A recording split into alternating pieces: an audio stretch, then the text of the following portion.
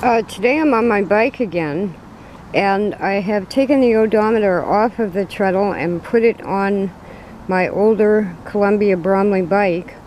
I left the fake spoke on the treadle so I can put an odometer on there at any time, but I had figured out that it was about 2 miles of treadling, 1.93 of treadling to complete a 1-yard fabric quilt with a grid pattern.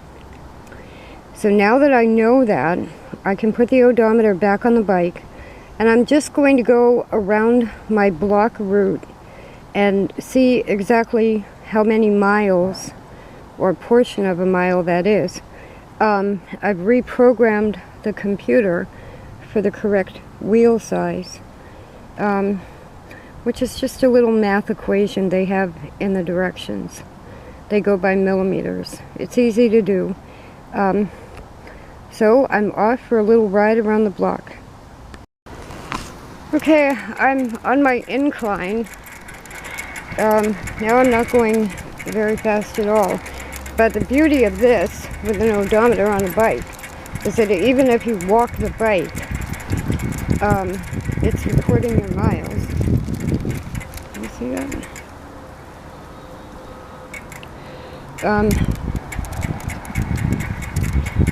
Biking works your legs a whole different way than treadling, and it's really good for knee strength and upper thighs, upper legs. And one of the physical therapists had recommended riding a bike. Now, one note on the odometer. On my other bike, I have to get a wireless odometer that goes on the back wheel. Most of these mount on the front wheel. And there's the magnet. But I have to get one for the other bike that goes on the back wheel, because that's the bike I use in a trainer stand where the front wheel doesn't move, but the back wheel does. So that's a little bit more pricey. I can probably find one for $30 to $35. It's still going to be worth it, especially on that bike, which will be the indoor bike for the winter. So riding a bike around the block, I don't know if that's my distance.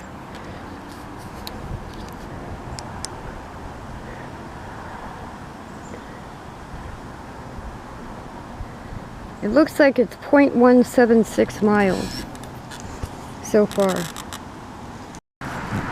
So here I am at the traffic. I gotta fix my basket.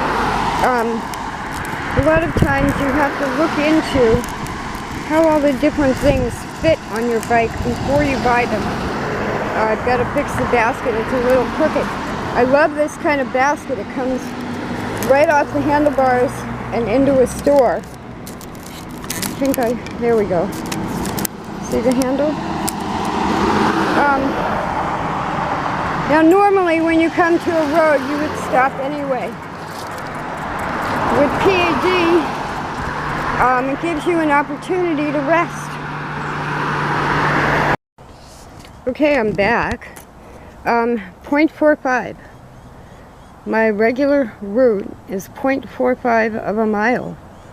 That's a half a mile, so that would be, it comes up on the pedometers as 900 steps. It should be closer to 1,200 if it's half a mile with my stride length.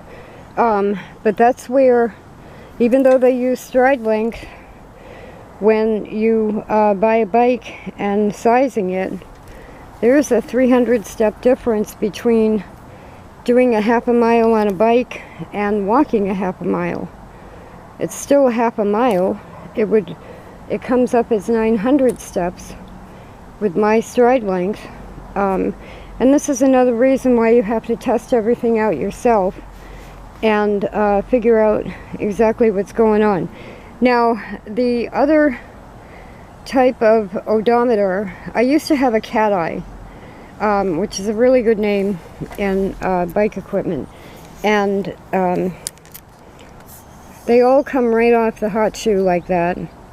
My Schwinn is going to have probably a Cateye. I might as well get what I had before. And that'll be wireless. It'll probably mount like this, but there just won't be a wire going to whatever you put on the back wheel. And when I had a Cateye wired on one of my hybrid bikes, and whenever I went in the store or anywhere, I took the little computer with me, because people are mean, and they'll take your bike computer. So, I mean, if you're lucky, you can find a bike like this for about 50 bucks. This one has a whole history. I didn't pay for this one, but it was in bad shape, and I ended up putting about $75 into it for tires, brake pads, tubes, and now another like $7 or $8 for the bike computer. It adds up. It could use new back brakes, but I'll probably have that done at a bike shop, and have them make them as close to original as possible. So a bike like this, if you take care of it, can last forever. I think this one's from the 70s. So that's 50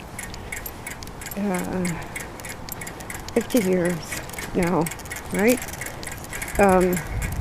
50 years old. And it rides well. It's kind of a low impact bike, and so it's good for me with the PAD. But also, one other exercise that a physical therapist had told me was to go to the beach and walk through the water. Go to water that is about 4 or 5 inches above your knee, and just walk back and forth through the water. And that resistance is a tremendous muscle builder. There's all kinds of ways to get out, get healthy, and have fun.